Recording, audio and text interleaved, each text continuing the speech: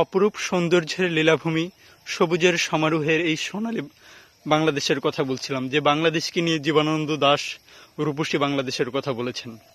জি, আমরা এখন দাঁড়িয়ে আছি বাংলাদেশ ভারতের সীমান্তবর্তী অঞ্চল।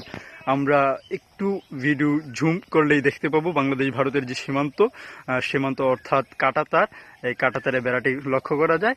এর পরবর্তী সময় আমি যে জিনিসটি নিয়ে কথা বলবো, বাংলাদেশ ভারত সীমান্তকে ভাগ করতে গিয়ে যে বিখ্যাত 5 পিলার নামে খ্যাত, যে বাংলাদেশের এবং ভারতের সীমান্তবর্তী 5 পিলার, যে 5টি পিলার বাংলাদেশের কুমিল্লা জেলার বুড়িচুং উপজেলার কালীকৃষ্ণনগর গ্রামের পূর্ববর্তী অঞ্চলে অবস্থিত।